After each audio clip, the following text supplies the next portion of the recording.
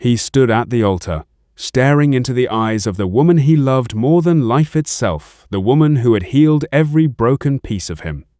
But 2 states away, in a cramped apartment in Chicago, his mother was staring at an old photograph with shaking hands, realizing something that would shatter this wedding before the rings ever touched their fingers. She grabbed her phone. She had to stop this marriage because the bride walking down that aisle was the daughter she'd lost 26 years ago, his sister. If you want to see how this secret unravels, hit subscribe and like this video, and comment below where you're watching from. Now, let's go back to where it all began. Daniel Carter was 8 years old the last time he saw his sister's face. He remembered fragments, mostly the smell of his mother's kitchen on the south side of Chicago, the sound of his parents shouting behind a closed door, and a little girl named Maya clutching a torn stuffed rabbit as she cried into their mother's shoulder. He remembered the silence in the car the day his father put him in the back seat and drove south, away from the only home he'd ever known, away from his mother, away from his sister. He remembered being told, simply, that things had changed and that he'd be living with his father now. He never saw his mother or his sister again. His father, Marcus Carter, wasn't a cruel man, but he was a proud one, and pride does strange things to memory. He rebuilt a life for himself and his son in Atlanta, refusing to speak of the woman he'd left behind or the daughter he'd surrendered in the divorce. When Daniel asked about them as a teenager, his father's face would harden into something unreadable, and he'd simply say, "That part of our life is over, Daniel. Let it rest." So Daniel let it rest. He grew up, went to Morehouse, studied business, and eventually built a modest but growing logistics company that handled freight contracts up and down the East Coast. By the time he was 34, he had almost stopped thinking about the sister he'd lost almost. Sometimes, late at night, a flicker of her would surface in his mind, the shape of her small hand in his, the way she used to hum a tune their mother taught them, but the flicker never lasted. Life moved forward, and Daniel moved with it. 2 years ago, Daniel had relocated to Charlotte, North Carolina, to expand his business into new markets. It was there in a crowded coffee shop near Uptown, of all unremarkable places, that he met Imani. She'd been sitting alone with a laptop and a half-finished cup of coffee, frowning at a spreadsheet like it had personally wronged her. Daniel, waiting for a business partner who was running late, found himself glancing at her more than once. There was something magnetic about her, not just her beauty, though she was strikingly beautiful, with warm brown skin and eyes that seemed to hold a story too big for her 26 years. It was the way she carried herself, guarded, sharp, and yet somehow soft underneath it, like a woman who had learned early that the world required armor. "You've been staring," she said without looking up, a small smile tugging at her lips. Daniel laughed, caught. "I apologize. You looked like you were about to throw that laptop across the room." "I still might," she said. "Care to save it from its fate?" That was how it began, a conversation about spreadsheets that turned into 2 hours of conversation about everything else.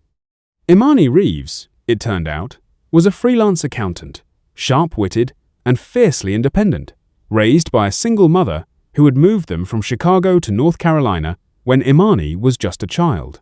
She didn't talk much about her father. When Daniel asked gently, she only said, "He wasn't around. My mama did it all." There was a practiced flatness to the way she said it, the kind of flatness people use to close a door they don't want opened. Daniel understood that flatness. He had his own version of it, buried under years of not asking questions about his mother and sister. So he didn't push. He simply nodded and let her change the subject, and found himself falling for her a little more with every visit to that coffee shop, every accidental run-in that slowly stopped being accidental at all. Within 6 months, they were inseparable. Within a year, Daniel knew, with the kind of certainty that arrives quietly and settles into your bones, that Imani was the love of his life. She challenged him, made him laugh in ways he hadn't laughed in years, and looked at him like he was the safest place she'd ever found. He proposed on the rooftop of her apartment building, overlooking the Charlotte skyline at dusk, and she cried and said yes before he'd even finished the sentence. Neither of them knew that 300 miles away, in Chicago, A woman named Maya Reeves, who now went by her mother's maiden name, was staring at a photograph of her daughter's fiancé that had just been posted online, her hands beginning to tremble. Maya had not had an easy life after the divorce. When Marcus took Daniel and disappeared into a life she wasn't allowed to be part of, she was left to raise her daughter alone, with barely enough money to keep the lights on some months. She never remarried. She poured everything she had into Imani, determined that her daughter would never feel the absence, the way she herself had felt the absence of a partner, a family, a whole life torn in two. She had told Imani almost nothing about her father or her brother. It was easier that way, easier not to explain why the marriage had ended in bitterness, easier not to explain how Marcus's family had looked down on her, how they'd fought for custody and won, how she'd been left with nothing but a little girl and a broken heart. She built a wall around that part of her life, and over the years, the wall grew so tall, she almost forgot what was on the other side of it. Almost. When Imani called to tell her mother she was engaged, Maya was overjoyed. She listened as her daughter gushed about a man named Daniel Kind, successful, thoughtful, a man who made her feel safe. Maya cried tears of happiness on the phone, promising to come to Charlotte soon to meet him. It wasn't until weeks later, scrolling through Imani's social media to see pictures of the happy couple, that Maya's world tilted on its axis. There, in a photograph from a company dinner, was a man's face that stopped her cold. She stared at it for a long moment, telling herself it was impossible, that her mind was playing tricks, that grief and time had warped her memory into seeing ghosts where there were none. But the eyes, the shape of the jaw, the way he tilted his head slightly to the left when he smiled, it was a mannerism she had watched 1,000 times on a little boy who used to sit at her kitchen table, swinging his legs because they didn't yet reach the floor. "Daniel," she whispered aloud, the name echoing strangely in her empty living room. Daniel Carter. With trembling hands, she opened an old shoebox she kept at the back of her closet, the one thing she'd never had the heart to throw away. Inside were photographs from her old life, her wedding day, Marcus's stiff, proud smile, and pictures of a young boy with wide eyes and a gap-toothed grin. She held one photo up beside the picture on her phone screen, comparing the two faces separated by 26 years. Her stomach dropped. It was him. She was almost certain of it. The son she had lost when the courts sided with his father, the boy she had cried for every single night for years until the tears simply ran out. He was alive, grown, successful, and engaged to marry his own sister. Maya sat frozen on her couch for what felt like hours, the photograph trembling in her hand, her mind racing through a storm of disbelief, horror, and desperate hope that she was wrong. She dialed Imani's number 3 times and hung up before it could connect, unsure of what words could possibly carry a truth this devastating.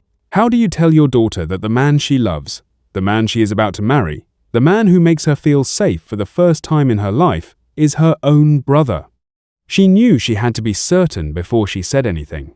A mistake here could destroy her daughter's happiness for nothing, could tear open old wounds for no reason at all. So instead of calling Imani, she began to dig. She reached out to an old cousin who had stayed in touch with Marcus's side of the family over the years, asking careful, casual questions about an old friend she was trying to locate.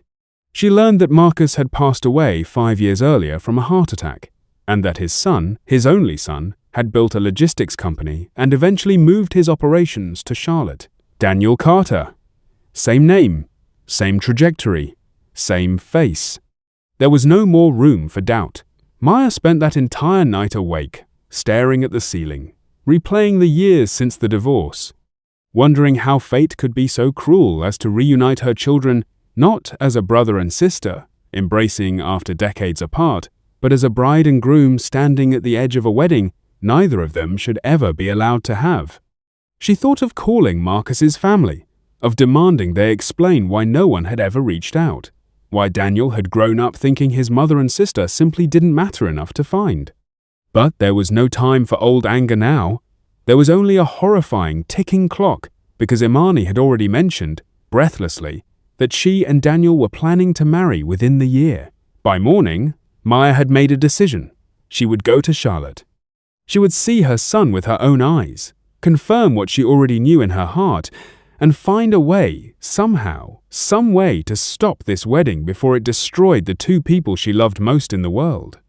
She packed a single suitcase, booked the earliest flight she could find, and left a note for her neighbor to check her mail. She did not know exactly what she would say when she saw Daniel's face again after 26 years. She did not know how her daughter would react to the truth that was about to unravel her entire understanding of her own life. All she knew was that she could not let her children walk down that aisle without knowing who they truly were to each other. As the plane lifted off from O'Hare and began its descent toward Charlotte, Maya pressed her forehead against the window and closed her eyes, praying for the strength to face what was coming, and praying, more than anything, that she would arrive in time. The flight from Chicago to Charlotte was only 2 hours, but for Maya Reeves, it felt like the longest journey of her life. She spent most of it staring out the window at the clouds, gripping the small photograph she'd tucked into her purse, a faded picture of Daniel at 7 years old, gap-toothed and grinning, sitting on his father's shoulders at a 4th of July cookout. She kept trying to superimpose that boy's face onto the man she'd seen in Imani's Instagram photos, searching for certainty in a resemblance that both terrified and convinced her. She hadn't told Imani she was coming early. She'd texted only that she had some time off and wanted to surprise you, which wasn't entirely a lie, though it left out the part where her entire body had been shaking since the moment she recognized her son's face on a stranger's phone screen. When the plane landed, Maya sat frozen in her seat until the flight attendant gently asked if she was all right. She nodded, gathered her bag, and walked off the jet bridge into the terminal like a woman walking toward a verdict she already knew the outcome of, but still had to hear read aloud. Imani was waiting at baggage claim, waving both arms over her head with the kind of unguarded joy she rarely let herself show. "Mama," she called out, weaving through the crowd to wrap Maya in a hug that smelled like cocoa butter and the same perfume she'd worn since she was 19. "I can't believe you're actually here! I've been dying for you to meet Daniel in person." Maya held her daughter tightly, longer than usual, her chin trembling against Imani's shoulder. "I've missed you, baby," she said, and it was true, even as her mind screamed with everything she hadn't said yet. "You okay?" Imani pulled back, studying her mother's face, with the same sharp perceptiveness she brought to her spreadsheets. "You look like you've been crying." "Just allergies," Maya said, forcing a smile. "Airplane air. You know how it is." Imani didn't look entirely convinced, but she let it go, looping her arm through her mother's as they walked toward the parking garage. "Well, get ready, because Daniel's cooking dinner tonight. He's been nervous about it all week and wants to make a good impression." Maya's stomach clenched. "Tonight? I thought maybe we'd have a little time, just the two of us, before—" "Mama, you're going to love him," Imani said, misreading her mother's hesitation as simple nerves. "I promise. Just give him a chance." There was no way to explain, in the 10-minute drive to Imani's apartment, that giving Daniel Carter a chance was not the problem. The problem was what giving him a chance had already cost her daughter, without either of them knowing it. Daniel had spent the entire afternoon cleaning his apartment and rehearsing small talk in his head, the kind of nervous energy he hadn't felt since he'd started his company from nothing. Meeting Imani's mother felt like a milestone, one more step toward the life he'd been quietly dreaming about since the night he proposed. He wanted Maya Reeves to like him. He wanted, more than that, for her to see how much he loved her daughter. He had no way of knowing that when the doorbell rang and he opened it with a bright, hopeful smile, the woman standing in the hallway would look at him like she'd seen a ghost. "Mrs. Reeves," Daniel said, extending a hand. "It's so good to finally—" Maya's hand trembled as she took his, and for a long, strange moment, she didn't let go. She stared at his face, searching it, cataloguing every feature, the shape of his eyes. So, like his father's, the way his smile tilted slightly to the left, exactly the way it had when he was 8 years old and swinging his legs at her kitchen table. "Mama?" Imani said gently, noticing the pause stretched too long. "You okay?" Maya blinked, seeming to catch herself, and forced a smile. "I'm sorry, you just remind me of someone. Forgive me, I'm a little jet-lagged." Daniel laughed it off good-naturedly, ushering her inside, and the evening carried on with the kind of careful, hopeful energy that new family gatherings often have, the smell of garlic and roasted chicken filling the small apartment, Imani setting the table while stealing glances at her mother and her fiancé, willing them to like each other. But Maya barely tasted the food. She sat across from Daniel, watching him laugh at his own jokes, watching the way he reached over without thinking to squeeze Imani's hand when she teased him about burning the cornbread, watching the easy, devoted love written all over both of their faces, and felt something inside her breaking apart with every passing minute. She excused herself early, claiming exhaustion from the flight, and Imani walked her to the guest room with a worried crease in her brow. "Mama, seriously, what's going on with you tonight?" Imani asked, closing the door partway so Daniel wouldn't overhear. "You've barely said 2 words since you got here." Maya sat down on the edge of the bed, her hands folded tightly in her lap. She looked up at her daughter, this beautiful, strong, brilliant woman she had raised alone, the one good thing that had survived the wreckage of her marriage, and, for a moment, she considered simply saying it, just ripping the bandage off entirely, right there, before another day could pass. But the words wouldn't come. Not yet. Not without proof beyond a resemblance, and a name, and a gut feeling that could still, somehow, theoretically, be wrong. "I'm just tired, baby," Maya said instead. "I'll be better in the morning, I promise." Imani studied her a moment longer, then nodded, kissed her mother's forehead, and left her alone. Maya waited until she heard Imani's footsteps retreat down the hall before she pulled out her phone and began searching, hands still shaking, for anything that could confirm what she already knew in her bones. Public records, old news articles, anything connecting Daniel Carter to Marcus Carter, to Chicago, to the family that had once, cruelly, cut her out of her own son's life. It took almost an hour of digging before she found an old obituary from 5 years back, announcing the death of Marcus Carter, survived by his son, Daniel Marcus Carter, of Atlanta, Georgia. Attached to the obituary was a photograph from years earlier. Marcus, older now, silver-haired, standing beside a teenage Daniel at what looked like a graduation. Maya stared at that photograph until her vision blurred with tears. There was no more room, no more shadow of a doubt, for denial. This was her son. This was the boy she had held as an infant, the boy whose baby teeth she still had wrapped in tissue paper in a drawer she couldn't bring herself to open. And he was 3 doors down the hall, asleep beside the woman he intended to marry his own sister. Maya didn't sleep that night. She lay awake, staring at the ceiling of the guest room, running through scenario after scenario, trying to find some version of the coming days that didn't end in devastation. She thought about waiting, about finding some quiet, gentle way to unravel the truth slowly, giving her children time to absorb it in pieces rather than all at once. But every version of gently she imagined still ended the same way, with a wedding that could never happen, with a love that would have to be grieved instead of celebrated. By sunrise, she'd made her decision. She would tell Imani first, alone, away from Daniel, so her daughter could have space to process the shock without an audience. Then, together, they would figure out how to tell him. She found Imani in the kitchen a little after 7, already dressed for work, sipping coffee at the counter while she scrolled through emails on her phone. "Morning, Mama," Imani said, glancing up. "Sleep okay?" "Imani, baby, I need to talk to you," Maya said, and something in her voice made Imani set the phone down immediately. "Mama, you're scaring me. What's wrong?" Maya took a slow breath, steadying herself the way she had steadied herself through every hard conversation of her life, through the divorce, through losing her son, through raising a daughter alone, in a world that hadn't made it easy. "I need you to sit down," she said, "and I need you to let me finish everything I'm about to say before you react. Can you do that for me?" Imani's face had gone pale, her earlier warmth replaced by a creeping, wary fear. She sat down slowly at the kitchen table, hands wrapped tightly around her coffee mug. "Okay," she whispered, "I'm listening." And so, in the quiet of that small Charlotte kitchen, with the morning light slanting through the blinds and the smell of coffee still hanging in the air, Maya Reeves began to tell her daughter about the brother she never knew she had, a brother named Daniel. taken from her when she was 2 years old, raised 300 miles and an entire lifetime away, who had grown into the very man Imani was planning to marry.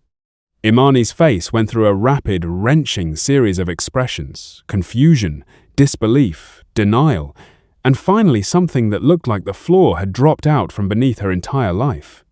That's not possible," she said, her voice cracking. "Mama, you're wrong. You have to be wrong. Daniel's family is from Atlanta. His father is Marcus Carter," Maya said gently, sliding her phone across the table, the obituary still open on the screen. "Baby, I know this is impossible to hear. I know, but look." Imani's hands trembled as she picked up the phone, scrolling through the obituary, staring at the photograph of the graduation, at a face that was unmistakably, undeniably, a younger version of the man she loved. Her breath caught in her throat, and the coffee mug slipped from her fingers, shattering against the tile floor. "Oh my God," she whispered, pressing both hands over her mouth as the horror of it fully crashed over her. "Oh my God, Mama, what have I done?" And in the next room, having woken to the sound of breaking porcelain, Daniel Carter stepped into the hallway, calling out, "Everything okay in there?" Utterly unaware that in the next few moments, the life he'd built, the wedding he'd planned, and the woman he loved more than anything in the world were about to be ripped away from him by a truth 26 years in the making. Daniel stood in the doorway of the kitchen, still rubbing sleep from his eyes, taking in the scene in front of him. Imani, sitting frozen at the table, tears streaming silently down her face. A shattered coffee mug scattered across the tile, and Maya standing with one hand braced against the counter like she needed it to stay upright. "What happened?" he asked, moving toward Imani. "Baby, what's wrong?" Imani flinched at the endearment in a way that made Daniel stop mid-step, his stomach dropping with a dread he couldn't yet name. He looked between the two women, searching their faces for an explanation, and found only devastation staring back at him. "Daniel." Maya's voice was steady now, the trembling of the night before replaced by the grim resolve of a woman who had already cried everything she had left to cry. "I think you should sit down." "Someone needs to tell me what's going on," Daniel said, his voice rising slightly, "because you're both scaring me." "Do you remember your mother?" Maya asked. "Your birth mother. Not the woman your father might have mentioned in passing, but her. Do you remember anything about her at all?" The question landed strangely, disconnected from anything Daniel had expected. He blinked, caught off guard. What does that have to do with anything?" "Please," Maya said. "Just answer me." Daniel's jaw tightened.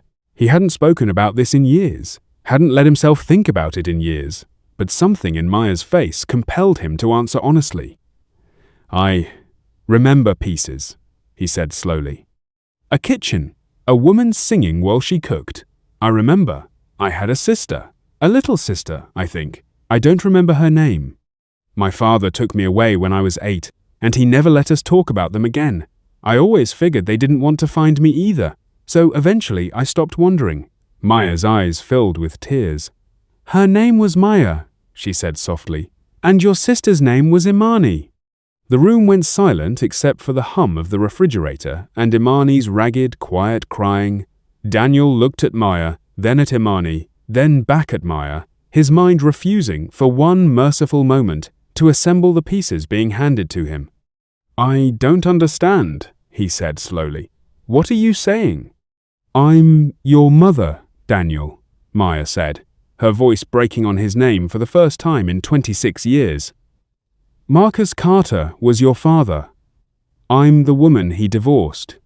I'm the mother he took you away from. And Imani," her voice cracked entirely now, "Imani is your sister." For a moment, Daniel simply stared at her, his face utterly blank, as if his mind had hit some wall it couldn't climb over. Then, slowly, horribly, understanding began to dawn not through logic, but through a resurfacing memory, sharp and sudden. A little girl with a torn stuffed rabbit, humming the same tune his mother used to sing, her small hand wrapped around his as they sat at a kitchen table he hadn't thought about in decades. "No," he said, shaking his head, backing up a step. "No, that's not possible. Imani's family is from Chicago, her mother." "Is me," Maya said. "I moved us to North Carolina when Imani was young, trying to build a life far away from everything that reminded me of what I'd lost. I never in 1,000 years imagined this could happen." Daniel turned to Imani, desperate for her to deny it, to laugh and say this was some cruel misunderstanding. But Imani only looked back at him with red, swollen eyes, nodding slowly, unable to form words at all. "The obituary," Maya said gently, sliding the phone toward him now. "Your father's obituary. It has your full name, Daniel Marcus Carter. Please, look at it yourself." Daniel's hands shook as he picked up the phone, staring at the photograph of himself at his high school graduation, standing beside his father, the same photograph that had convinced Maya beyond any doubt. He stared at it for a long, silent moment, and then, without a word, sank into the chair across from Imani, the phone slipping from his fingers onto the table. "Oh my God," he whispered, echoing the exact words Imani had spoken less than an hour before. "Oh my God." What followed was not the tearful, tender family reunion any of them might have once imagined for a moment like this, a mother reunited with the son she'd lost, siblings rediscovering each other after decades apart. Instead, it was a slow, agonizing unraveling of grief, layered on top of grief. Imani excused herself and locked herself in the bathroom, sobbing in a way that frightened Maya enough to knock gently on the door every few minutes, just to hear her daughter's voice confirm she was all right. Daniel sat frozen at the kitchen table for nearly an hour, staring at nothing, his mind cycling relentlessly through every memory of the past 2 years, every laugh, every touch, every plan for a future that had just been violently rewritten into something unrecognizable. It was Maya, eventually, who found the strength to speak again, sitting down across from her son for the first time in 26 years. Not as strangers exactly, but not yet as mother and child either.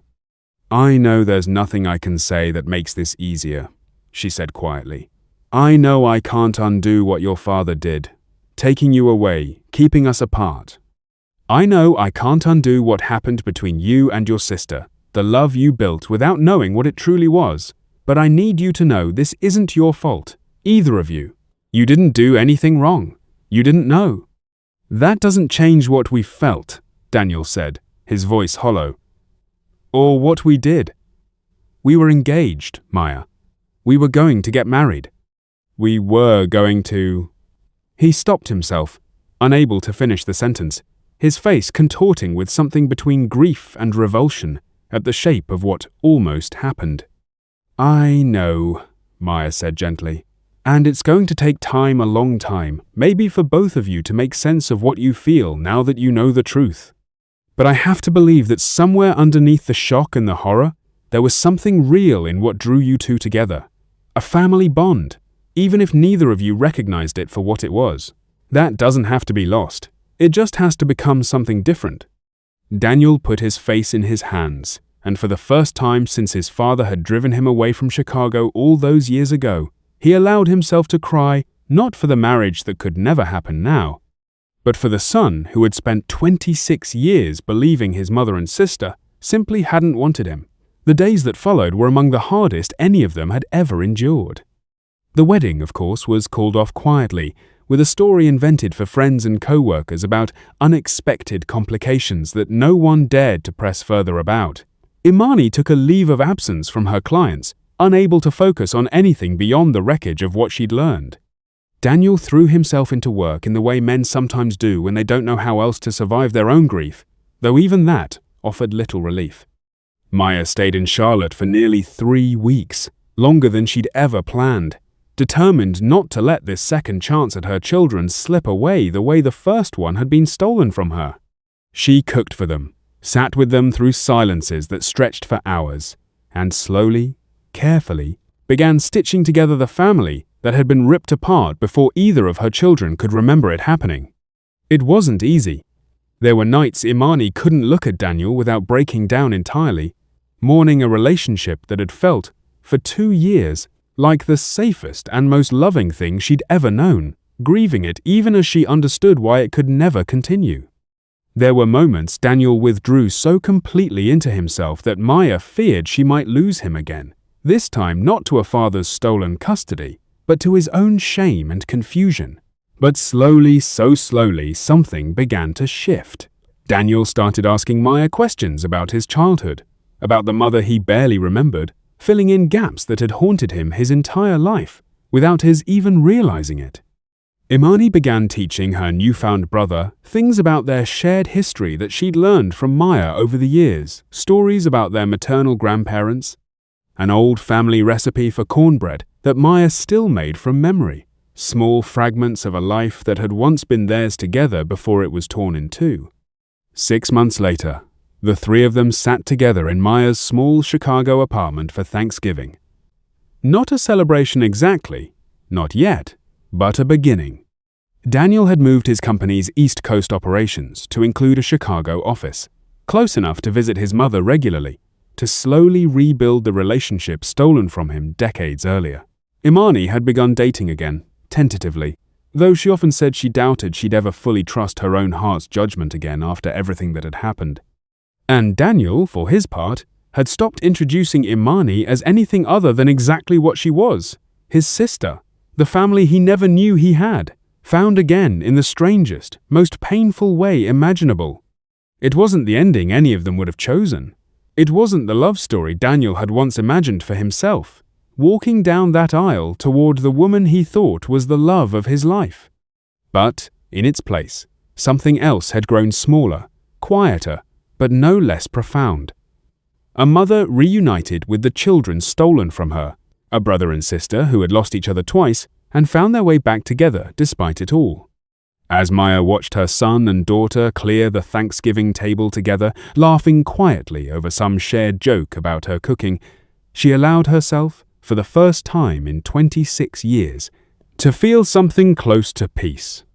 The family she'd lost had come back to her in the most unimaginable way, through heartbreak, through a truth that nearly destroyed them all, but it had come back nonetheless.